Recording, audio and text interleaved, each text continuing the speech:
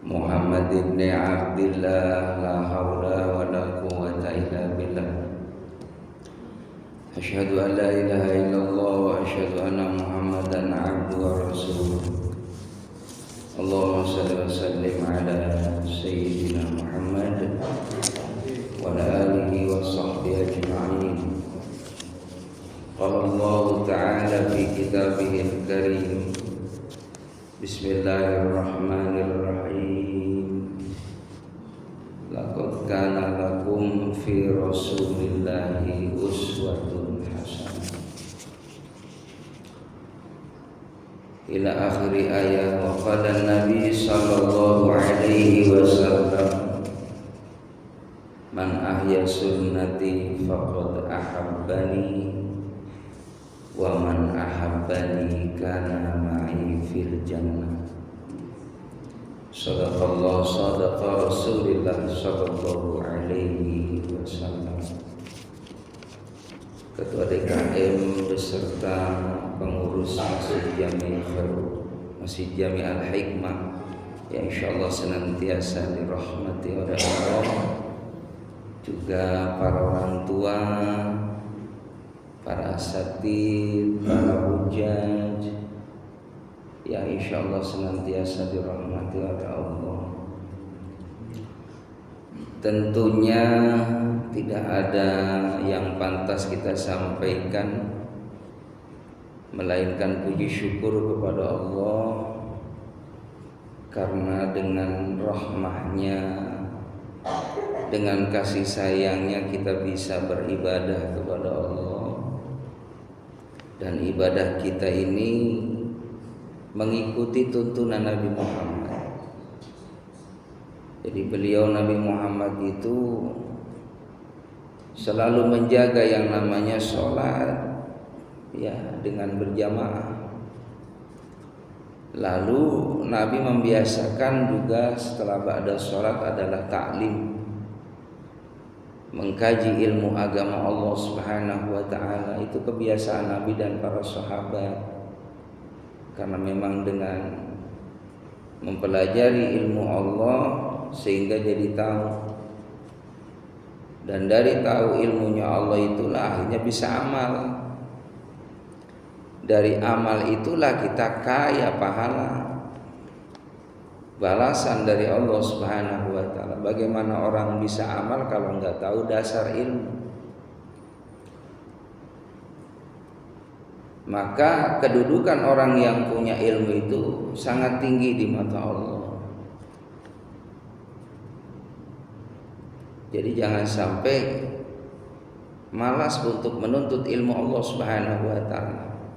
Apalagi yang lebih kurang bagusnya orang yang punya ilmu tidak mengamalkan ilmu. Karena kata Nabi, afdhalul ilm aw ilmul hal. Sebaik-baiknya pengetahuan itu adalah ilmu yang dipraktekkan, bukan sekedar teori, tapi juga amaliyah yang nyata. Mudah-mudahan kita diistiqomahkan oleh Allah Subhanahu wa ta'ala. Amin ya Allah ya rabbal alamin. Salawat dan salam semoga terlimpah curahkan keharibaan Nabi kita Muhammad sallallahu alaihi wasallam, yang kita harapkan syafaat dari beliau.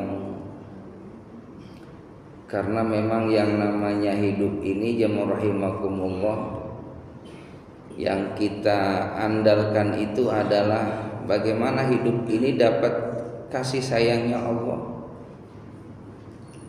dan mendapatkan kecintaan dari Nabi Muhammad. Jangan sampai ngaku kita nih pengen diakui oleh Nabi, tapi Nabinya nggak ngaku kita. Ini yang repot. Ya, timbang ngaku mah gampang. Ya. Kenal nggak antum sama kepala desa, ya sama lurah Jatimulya? Ya tahu, kenal saya, karena ada fotonya ya, tahu. Tapi yang jadi masalah dianya tahu nggak kita, kenal nggak kita. Timbang aku mah gampang. Ya, yang jadi masalah di aku kita nih. Ini yang kita harapin dalam hidup begitu. Kalau sudah diakui oleh Nabi Muhammad, alangkah bahagianya. Hidup kita pasti diperhatiin sama Allah. Yuhibbukumullah, bakal dicintai sama Allah kalau udah diakui Nabi Muhammad. Syaratnya apa? Jamaah rahimakumullah, Nabi itu sama umatnya memerintahkan, walaupun itu yang namanya sholat bagus, itu kaitannya dengan Allah. Yang namanya saum itu bagus. Yang namanya infak, sedekah, zakat, wakaf itu bagus. Haji, umroh itu bagus. Tapi Nabi dalam suatu riwayat bahwa menganjurkan umatnya aktsiru sholawati alaiya, perbanyaklah bersolawat kepadaku. Karena kalau kita bersolawat kepada Nabi Muhammad, bisa dipastikan dapat rahmatnya Allah. Itu pasti tuh hadisnya begitu. Man shalla alaihi wahidan sallallahu alaihi asran. Barang siapa yang solawat kepada Nabi Muhammad, dia mendapatkan rahmatnya Allah subhanahu wa ta'ala. Pasti itu. Tapi kalau kita sholat, apalagi sendirian, udah pikirannya kemana-mana, udah nyabang ya sholat, mikirin dunia ya dunia. Tapi kalau sholawat mah nggak ada orang mikirin dunia. Sholawat ya untuk Nabi. Makanya dapat jaminan rahmat dari Allah subhanahu wa ta'ala, dapat jaminan ampunan Allah, dapat jaminan yang namanya derajat dari Allah subhanahu wa ta'ala. Bahkan orang yang membaca sholawat kepada Nabi Muhammad, urusannya dimudahin nama Allah subhanahu wa ta'ala, urusan dunia sampai akhirat. Kalau keluarganya pengen sakinah, mawadah, rahmah, banyakin sholawat. Kalau anak-anak kita pengen nurut, anak-anak kita pengen soleh solehah, keturunan kita pengen jadi anak-anak yang dzurriatan thayyibatan, anak-anak yang baik, banyakin sholawat. Nabi sampaikan, belum sempurna kecintaan kepada Nabi Muhammad kalau kita masih mencintai daripada yang lain. Tapi kalau Nabi Muhammad nomor satu cintanya, baru mencintai yang lainnya. Kita cinta istri kita, anak-anak kita, orang tua kita, sahabat-sahabat kita. Tapi dasarnya cinta utama kepada Nabi Muhammad. Maka dengan cinta kita kepada Muhammad, semuanya bakal ngikutin.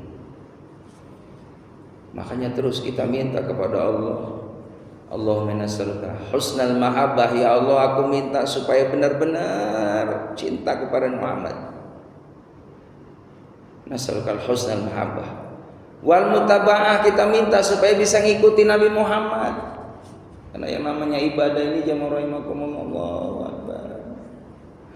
kalau nggak dipaksain mah Pak, godaannya banyak banget yang namanya ibadah. Mau sholat digoda, mau baca Quran digoda, mau sedekah digoda, mau silaturahim digoda, mau ngaji digoda. Terus biar amal kita ini nggak ada di hadapan Allah. Wal mutaba'ah, kita minta sama Allah biar bisa ngikuti Nabi Muhammad. Li nabiyina Muhammad sallallahu ngikuti Nabi Muhammad sallallahu. Fi aqwalihi, ucapan kita biar disenangi nama Nabi. Wa af'alihi, perbuatan kita. Wa ahwalihi, begitupun dalam kita berinteraksi, bersosialisasi dengan orang lain, supaya selaras dengan apa yang dicontoh oleh Nabi Muhammad SAW. Ini yang kita harapkan. Jamaah rahimakumullah, maka orang yang banyak sholawat kepada Nabi Muhammad, doanya pasti diijabah. Jadi dulu ada seorang sahabat. Ini sahabat ditanya sama Nabi, wahai sahabat, kamu sholawat kepadaku berapa persen? Ya pokoknya setelah saya minta kepada Allah, baru aku sholawat kepadamu ya Rasul. Ya paling 20%. Maka kata Nabi, tambahin, biar kamu lebih barokah lagi, lebih baik lagi. Setelah kamu minta, paling tidak 50%. Karena itu lebih baik buat kamu. Fa huwa khairun, itu lebih baik buat kamu. Maka setelah Nabi ngingetin sahabat tadi suruh banyak sholawat, kalau begitu ya Rasulullah, semua akan aku persembahkan setelah aku beribadah kepada Allah, aku memperbanyak sholawat kepadamu. Maka kata Nabi Muhammad, itu adalah amalan yang sangat baik. Karena otomatis ya rahimakumullah, kalau sudah banyak bersolawat kepada Nabi Muhammad SAW, segala hajat-hajat dunia sampai akhirat akan Allah wujudkan. Maka ini satu paket nih, kalau solawat ini kan kita pengen diakui oleh Nabi. Kalau tahmid, membaca alhamdulillah, ini bagaimana kita memuji Allah. Makanya nih yang namanya doa jamaah rahimakumullah, kalau seandainya kita belum banyak hafal bahasa Arab, paling tidak dua ini kita sebut dalam doa kita. Bismillahirrahmanirrahim. Allahumma shalli ala Muhammad wa ala ali Muhammad. Alhamdulillahirabbil alamin. Baru minta tuh. Ya Allah, berikan berkah umur, berkah kesehatan, berkah rezeki, berkah keluarga, berkah ibadah, berkah lingkungan. Terus kita minta sama Allah. Setelah kita membaca tahmid, membaca sholawat kepada Nabi Muhammad SAW, itu bisa dipastikan akan diijabah doanya oleh Allah Subhanahu wa ta'ala. Ya rahimakumullah. Kata Nabi Muhammad, aqrabu minni, sesungguhnya orang yang dekat dengan aku, majlisan, kedudukannya nanti yaumul qiyamah, pada hari kiamat, aktsaruhum alaiya sholat, mereka yang banyak baca sholawat. Jadi orang yang kedudukannya dekat dengan Nabi Muhammad, orang yang banyak baca sholawat. Hadisnya begitu, bukan orang yang banyak sholat sunnahnya, bukan. Orang yang banyak sedekahnya. Hadisnya tuh orang yang banyak sholawat, mengingat Nabi Muhammad SAW. Karena apa? Otomatis orang yang banyak sholawat kepada Muhammad akan ngikutin tadi, akan gemar bersedekah, akan gemar qiyamul lail, akan gemar duha, akan gemar taubat hajat. Kenapa? Dalam hatinya ini mahabbah yang dalam kepada Nabi Muhammad SAW. Karena jemaah rahimakumullah, kelak nanti ketika kita banyak sholawat kepada beliau, nanti kalau kita menghadap Allah, saatnya Israel datang mencabut nyawa kita, itu Nabi akan hadir mendampingi kita. Nabi akan membimbing kita, mengarahkan kita biar dapat husnul khatimah.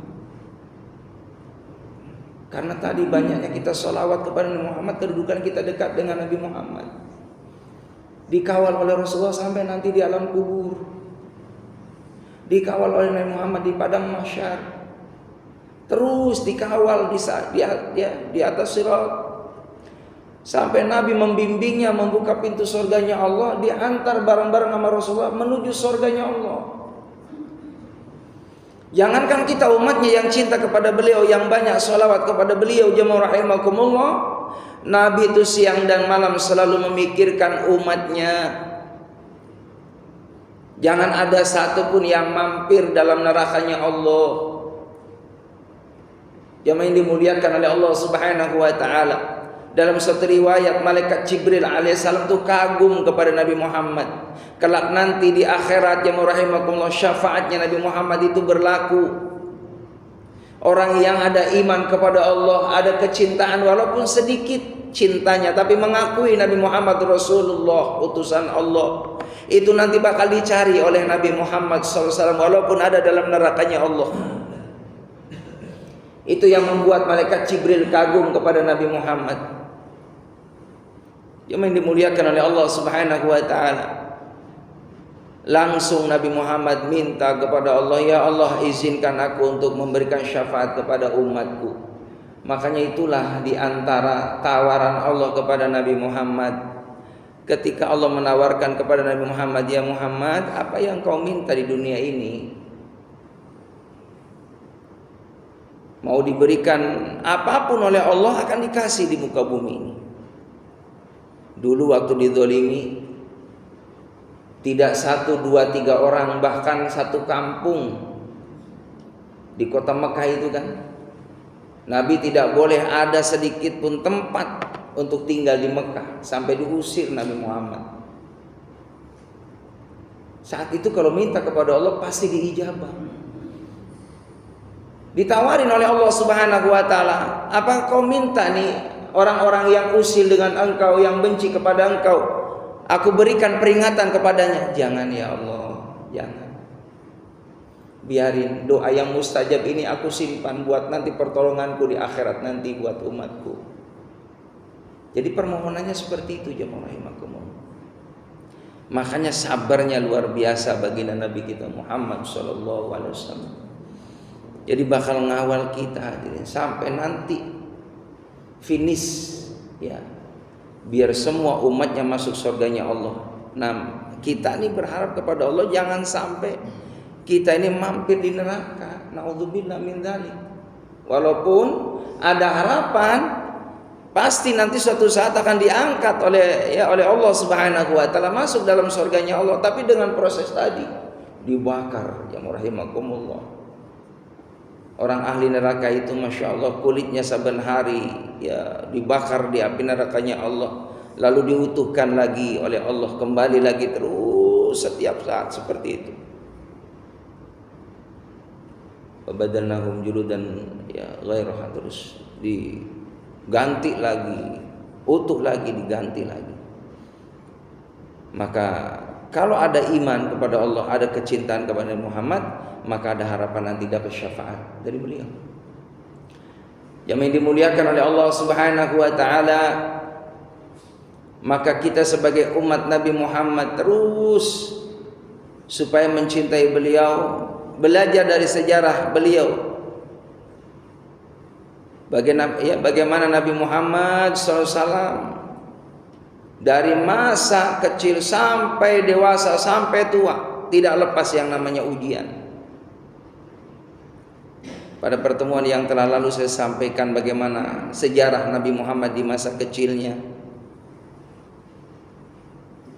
ngikutin yang namanya kakeknya, nggak lama kemudian wafat, dibawa oleh pamannya terus, jemaah rahimakumullah. Ceritanya banyak ujiannya dari Allah Subhanahu wa taala.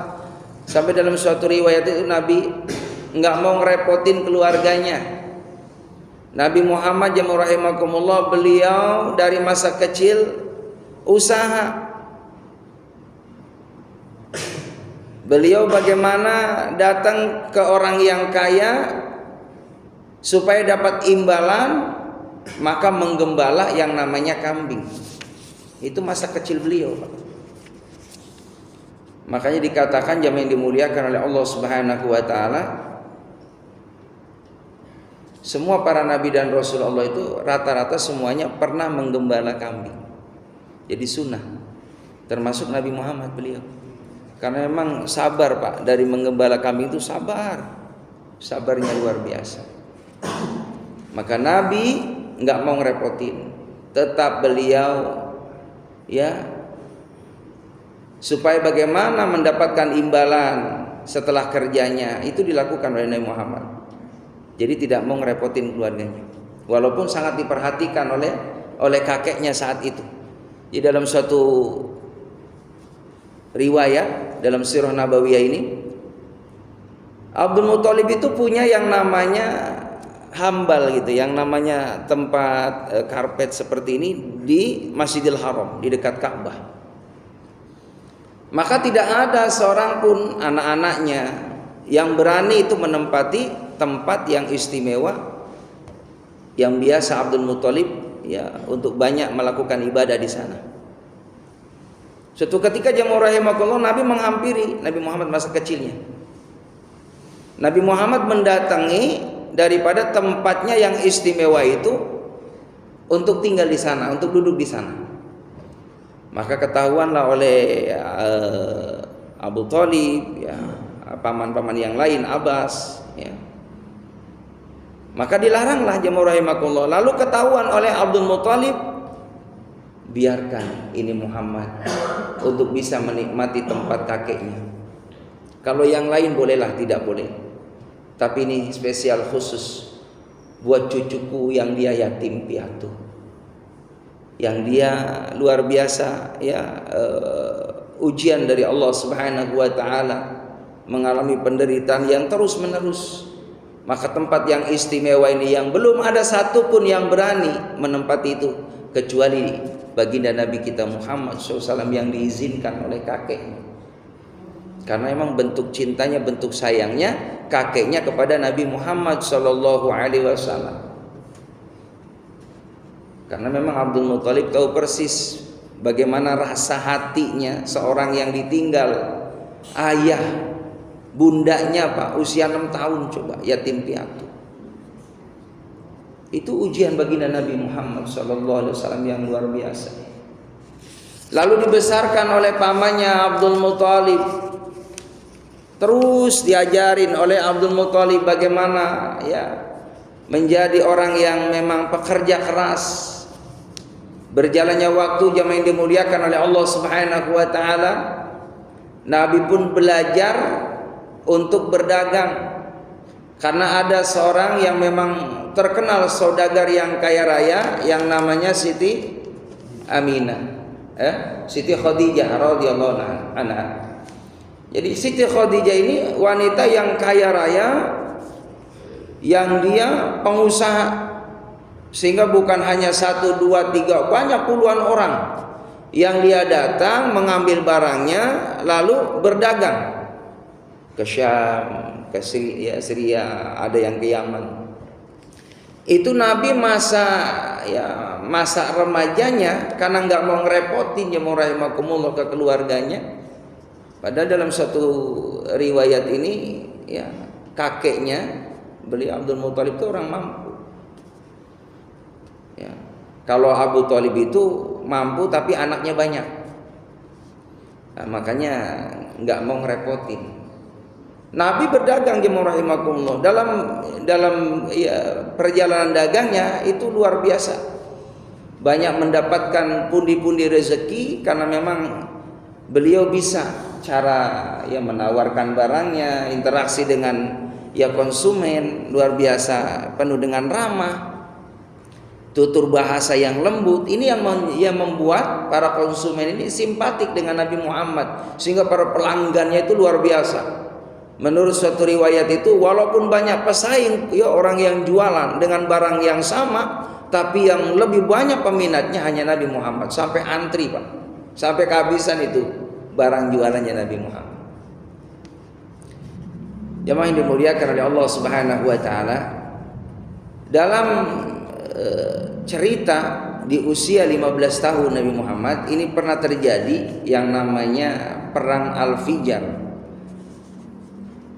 Ini karena memang masalahnya kabilah dengan kabilah, kelompok dengan kelompok yang mengkhianati janji. Ya memang yang namanya perselisihan itu ya sudah seperti itulah kondisinya dari zaman dulu. Ya dari zaman anaknya Nabi Adam aja ya ada yang namanya perselisihan. Dari anaknya Nabi Adam, Qabil dengan Habil, sudah ada perselisihan. Ya kan? Di zamannya Nabi Idris, Nuh, ada perselisihan. Memang sudah sunatullah kembali kepada tadi dalam ya, perselisihan hal yang mana yang dipilih oleh hamba tadi, positif atau negatif. Kalau berpihak kepada yang baik, inilah yang akan diberikan pertolongan dari Allah Subhanahu wa taala.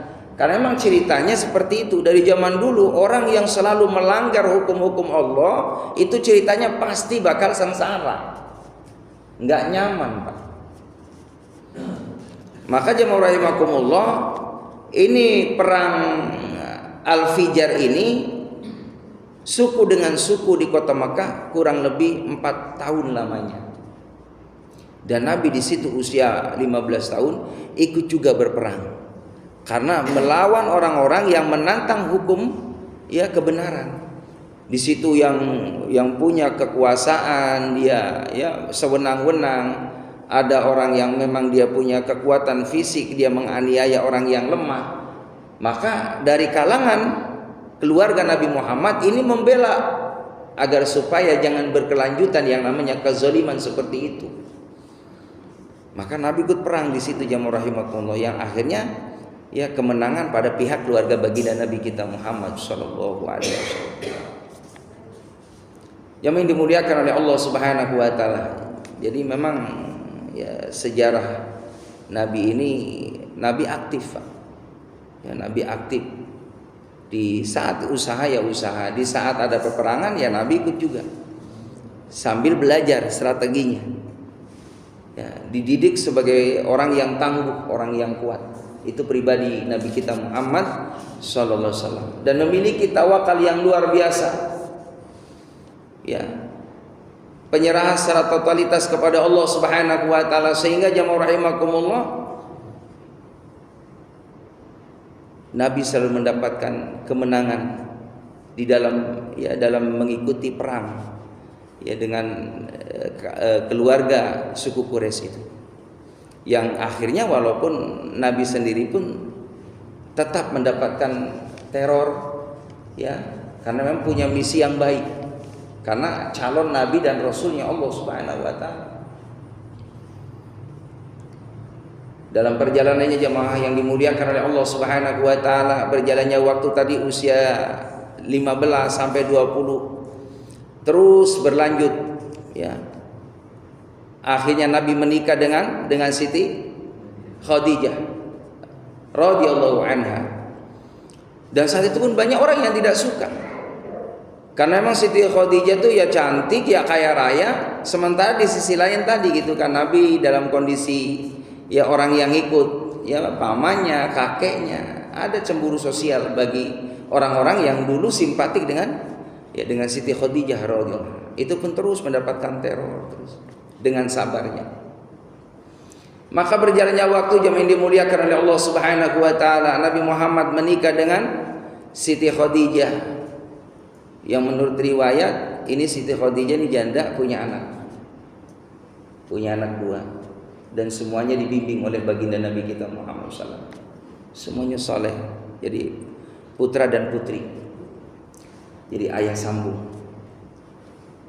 Maka jemaah rahimakumullah, ketika menikah dengan Siti Khadijah wanita yang kaya raya, maka saat itu pun Nabi memanfaatkan hartanya untuk berjuang di jalan Allah Subhanahu wa taala.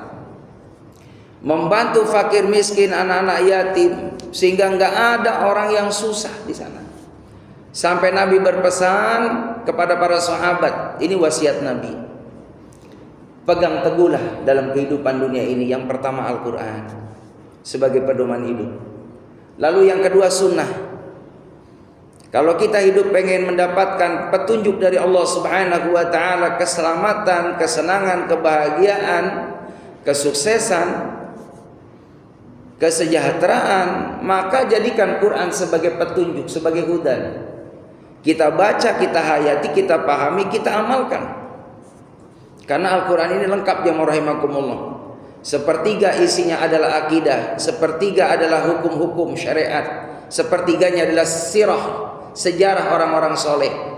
Maka belajarlah dari Al-Quran, semuanya lengkap. Kalau kita amalkan akan aman. Dan jangan pernah kita menantang Al-Quran. Kalau sudah menentang Al-Quran, Al-Quran berkata A, ternyata enggak A, malah ke B. Ini yang menjadikan hidup tidak nyaman. Lalu jemaah rahimakumullah, sunnah-sunnah Nabi Muhammad kita hidupkan. Karena banyak orang ya di akhir zaman ini sudah mulai meninggalkan sunnah-sunnah. Ya, banyak sunnah-sunnah dimulai dari ya kebiasaan kita sehari-hari. Kita makan dengan tangan kanan sambil duduk, ya kan? Lalu membaca doa Allahumma barik lana fima razaqtana wa qina adzabannar. Lalu ketika makan pun hati kita terus connect ke Allah. Jangan pernah lupa kepada Allah Subhanahu wa taala yang membagi rezeki. Lalu selesainya kita ucapkan alhamdulillahilladzi at'amana wa saqana wa ja'alana minal muslimin. Selalu memuji Allah. Ini amalia-amalia yang dicontohkan oleh Nabi Muhammad. Bahkan sunnahnya jamaah rahimakumullah, makan buah itu sunnah ini dilakukan sebelum makan. Nah, kita kan cuci mulutnya kan setelah makan. Ini sunnahnya berapa menit itu kita makan buah dulu. Sunnahnya baru makan. Nah, kalau kita kan kebalikannya, habis makan nyari pisang, ya kan? Habis makan nyari jeruk. Udah ninggalin sunnah, Pak. Nah, ninggalin sunnah. Tuh. Jamaah rahimakumullah, bagusnya lagi, nyunahnya lagi, habis makan itu jeda berapa menit, jangan langsung minum. Sunnah. Ya, supaya itu bagus pencernaan kita. Dan kurang bagus, bahkan menurut penelitian medis, orang makan diselingin minum. Kurang bagus, habis makan gitu kan. Tuh, didorong minum. Itu kurang bagus, Pak. Ya, kecuali nggak makan ya, gitu. Jadi kalau lagi makan jangan diselingin minum, kurang bagus. Jadi makan dulu selesai, lalu jeda berapa menit, 5 menit, 10 menit baru minum, bagusnya. Kecuali lagi kan kadang makan gitu kan ya, lah baru didorong tuh sama air, itu sunnah. Begitu. Jamaah rahimakumullah, bahkan diajarkan dari makan pun itu Nabi mengajarkan. Ini sering kali banyak umatnya di akhir zaman ninggalin sunnah. Makan sambil duduk, jangan ngobrol. Kita fokus sambil ngingetin rizki, nikmat, anugerah dari Allah Subhanahu wa taala. Bahkan jangan sampai ya dalam satu riwayat itu sambil senderan gitu ya. Bentuk makanan apapun ya, sambil nyender gitu kan, sambil nonton TV gitu kan, sambil ngemil, ya kan, makan kacang, enak banget ya Allah. Itu nggak nyunah, Pak. Kalau undangan berdiri. Apalagi undangan berdiri, saya emang nggak ini, Pak. Kalau makan di undangan di gedung, itu mesti saya nyari tempat, saya ngumpet. Kayaknya nggak tega banget gitu, Pak. Makan sambil berdiri, ya Allah. Iya, ya habis gimana darurat Ustadz gitu kan ya, namanya darurat sih darurat, tapi kalau kita nyari posisi yang ya duduklah paling tidak gitu. Begitu. Kayak nggak tega saya. Bener karena saya sering nyampein ke jamaah jangan makan berdiri, itu hadisnya begitu. Ya la taqul qaima, jangan makan sambil berdiri. Makanlah sambil duduk. Sambil dinikmati, dihayati itu nikmat Allah Subhanahu wa taala. Ini ada cerita jamaah rahimakumullah. Ternyata Nabi Daud alaihissalam itu pernah bermimpi. Dalam mimpinya ini wahyu dari Allah Subhanahu wa taala. Wahai Daud, carilah orang di kampung sana yang nanti di akhirat menjadi sahabat dekatmu. Ini mimpinya Nabi Daud ini jamaah rahimakumullah, enggak sekali. Besok malamnya ngimpi lagi begitu. Ngimpi di kampung sono, yang jauh di sono, ini bakal jadi sahabat dekatmu dalam sorga. Sampai berulang-ulang 3 kali. Maka Nabi Daud penasaran, ngajak anaknya Sulaiman alaihissalam. Nah, yuk kita nyari nih, ayah ngimpi 3 kali berturut-turut. Kau suruh nyari di kampung sana jadi tetangga Abi. Ayo Bi, berangkatlah. Jadi orang soleh itu jamaah rahimakumullah memberikan pendidikan tarbiyah itu langsung ke anak. Jadi kita juga kalau punya anak, punya cucu, Pak, bawa buat sholat bareng di sini. Tapi cucu yang usia sekitar 5 tahun ya, 5 tahun, 6 tahun deh. Jangan yang 3 tahun, Pak. Yang 3 tahun kadang ribet itu bocah. Ya masuk ke masjid, lari ke sana kemari. Iya, ganggu ya. Kalau emang nggak ganggu, kita bisa ngamanin anak kita. Begitu. Boleh-boleh aja. Tapi biasanya anak-anak yang 3 tahun jamaah rahimakumullah, malah kita sholat di belakang pada berantem, Pak. Iya, ada 3 tahun bawa lagi 3 tahun berantem di sana. Jadi kita nggak fokus juga sholat ya. Sebab apalagi pipis, aduh repot juga. Ya kasih pempes lah ya, kalau bisa biar aman, jangan sampai hati-hati itu najis. Jadi jamaah rahimakumullah, karena hadisnya usia 7 tahun tuh hadisnya. Bukan 5 tahun 6 tahun ke bawah. Hadisnya 7 tahun karena anak udah ngerti. Kalau mau pipis juga udah ngerti gitu kan. Berarti SD. Usia 6 tahun sampai 10 tahun ajarkan sholat. Jadi kalau ada anak kita usia 7 tahun, bawa ke masjid, karena itu tarbiyah kayak tadi. Rata-rata dalam cerita Al-Quran itu Nabi punya anak langsung dididik oleh ayahnya, nabinya. Kayak Nabi Daud ini ngedidik anaknya Nabi Sulaiman, ayo ikut ayah. Berangkatlah ke kampung itu Jamur Rahimahullah. Sebelum sampai kampung, di tengah jalan itu ketemu sama orang lagi bawa kayu. Maka setelah tegur sapa, ya lalu kenalan. Setelah kenalan Jamur Rahimakumullah, ini mimpinya persis mirip sama orang, ya, sama orang yang ini nih, orang yang bawa kayu ini. Pak, saya pengen ketemu nih di kampung ini, ya, namanya si ini dalam mimpi saya. Itu saya, Pak. Itu saya. Iya, apa yang Bapak sampaikan namanya si Hasan gitu kan. Saya Hasan, Pak. Kenapa emang, Pak? Ya enggak, saya mimpi seperti itu. Boleh enggak saya ikut Bapak? Kata Nabi Daud. Boleh, ayo. Ikutlah sama Nabi Daud, sama orang tadi yang bawa kayu, Pak, ke pasar. Kalau mau ikut saya, Pak, mohon maaf, saya nih pekerja keras. Dari pagi nih saya motongin kayu di hutan, saya dapat hasilnya saya bawa ke pasar. Saya jual. Bapak mau ikut saya? Jauh pasarnya, Pak. Enggak apa-apa, ayo ikut. Berangkatlah sampai ke pasar, dijualnya itu yang namanya kayu. Dapat itu imbalan yang rahimakumullah, hasil tadi belilah gandum. Habis beli gandum yang rahimakumullah, dibawa itu sampai ke rumah. Coba dari nganter ke pasar aja berapa kilo. Sampai ke rumahnya, Pak. Balik lagi ke kampung tadi tuh, baru udah deket itu. Balik lagi sampai sana, sampai rumah itu yang namanya, ya, tadi itu ditumbuk, Pak. Gandum tadi ditumbuk biar jadi roti.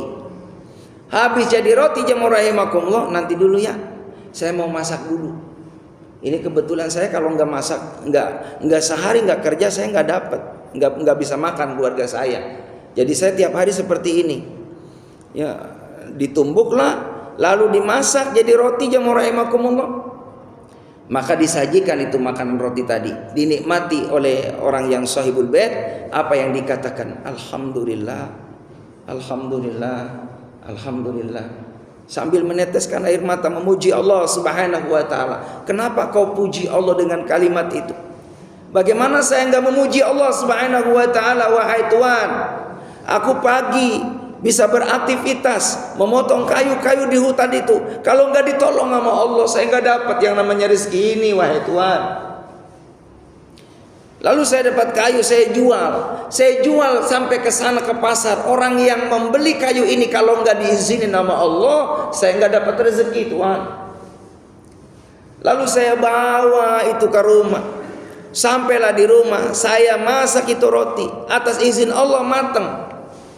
Lalu bisa saya saji makanan ini. Kalau nggak diizinin sama Allah sampai matang seperti ini, saya nggak bisa nikmatin rezeki dari Allah.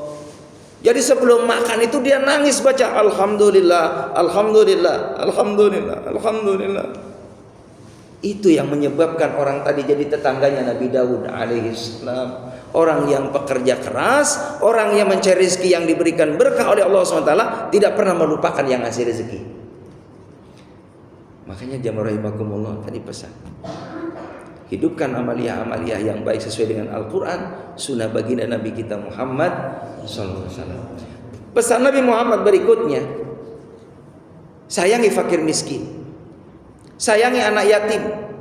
Itu pesan Nabi Muhammad. Karena beliau merasakan dulu bagaimana penderitaan sebagai orang yang yatim itu. Makanya Nabi istimewakan orang yang menyayangi anak yatim seperti ini dalam sorga, kata Nabi.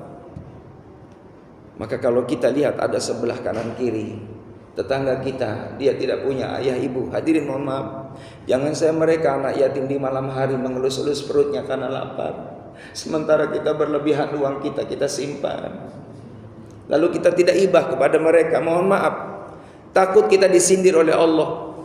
Dalam surah Al-Maun, tahukah kamu orang yang mendustakan agama Allah? Alladzina, mereka adalah orang yang tidak memberi makan kepada orang yang fakir miskin dan dia menghardik anak yatim, menyakiti anak yatim, itu pendusta agama Allah Subhanahu wa taala. Kita nggak mau disebut orang yang bohong dalam beragama di hadapan Allah.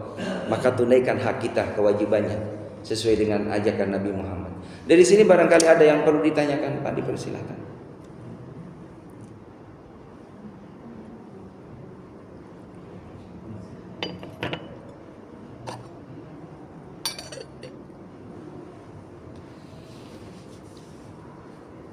Baik, hadirin jamaah yang dimuliakan oleh Allah Subhanahu wa taala. Maka tugas Nabi kita Muhammad sallallahu alaihi wasallam bagaimana sampainya agama Allah di hati orang-orang yang hidup di muka bumi ini. Karena memang Nabi Muhammad ini beda tugasnya dengan nabi-nabi dulu, Pak. Kalau nabi dulu itu hanya untuk kaumnya. Nabi Muhammad ini untuk umatnya semua. Semua yang hidup di akhir zaman ini. Jadi orang yang hidup di akhir zaman ini semua dapat tugas dari Nabi Muhammad. Lalu Nabi Muhammad sudah tidak ada. Lalu ada yang namanya sahabat, tabi'in, tabi'in, adanya para ulama sekarang. Nah, ini ulama ini adalah pewarisnya Nabi, punya amanah yang besar dari Nabi Muhammad SAW agar sampainya Al-Quran, agar sampainya itu hadis, agar sampainya sirah nabawiyah kepada umat Nabi Muhammad SAW, supaya benar-benar cinta kepada beliau dan menghidupkan amaliyah beliau, supaya tidak mendapatkan daripada kebencian dari Allah Subhanahu wa taala. Dalam satu riwayat, hadirin, kita ini alhamdulillah ditakdirkan sama Allah orang-orang yang menjadi pemakmur rumah Allah. Lalu ada rasa terus ingin mendalami ilmu Allah Subhanahu wa taala.